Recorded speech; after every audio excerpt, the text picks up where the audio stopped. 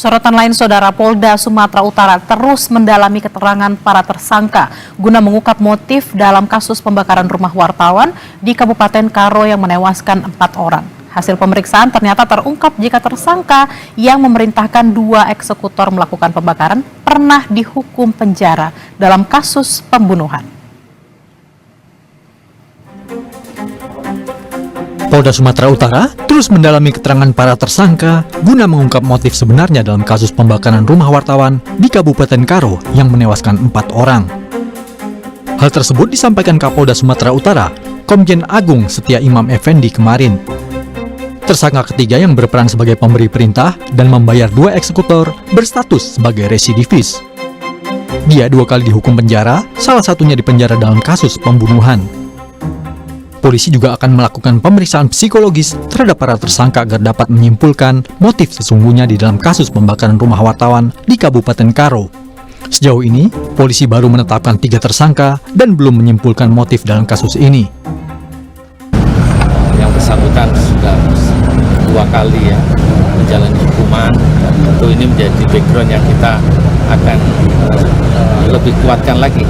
Ada akan pemeriksaan psikologi para pelaku juga sedang akan kita siapkan baterainya yang tepat, artinya nanti akan kita bisa menangkap apa yang ada dalam pikirannya, apa yang dalam kepribadiannya, dan kemudian kita akan bisa mengungkap lebih dalam lagi apa yang menjadi motif daripada yang bersangkutan.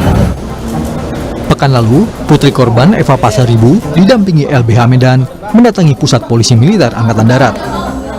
Pihak keluarga meminta pihak TNI mengusut kematian keluarganya yang diduga melibatkan anggota TNI dalam kasus ini. Meski sebelumnya Panglima TNI membantah ada anggotanya yang terlibat. Saya rasa dari Polri sudah mengatasi untuk yang rumah wartawan dibakar itu sudah diatasi oleh Polri ya. Nggak ada.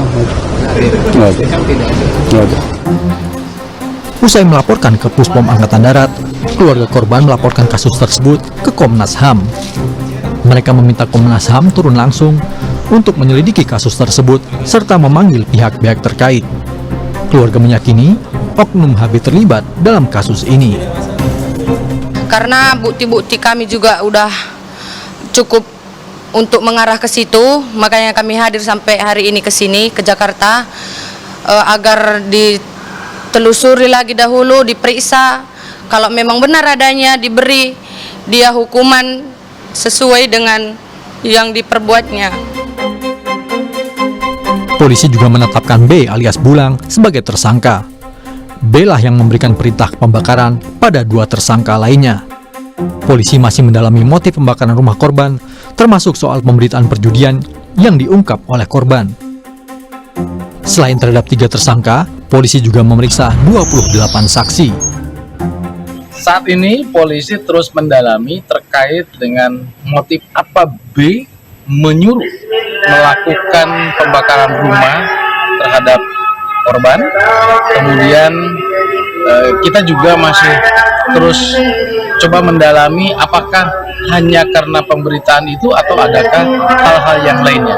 Jadi kita tunggu proses pendalaman yang dilakukan oleh penyidik untuk kita bisa menyimpulkan motif yang terkandung di dalam peristiwa itu. CCTV merekam aksi eksekutor pembakaran rumah wartawan Riko Sempurna Pasaribu di Kabupaten Karo, Sumatera Utara. Awalnya satu pelaku datang dengan sepeda motor, kemudian berjalan ke arah rumah korban sambil membawa sesuatu.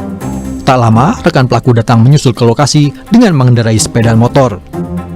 Usai api menyala, 2 pelaku meninggalkan tempat kejadian, Kamis 27 Juni lalu. Nyawa Riko Sempurna Pasaribu melayang dalam kebakaran di rumahnya. Dalam kebakaran itu, ditemukan 3 jasad lainnya, yakni istri, anak, serta cucunya.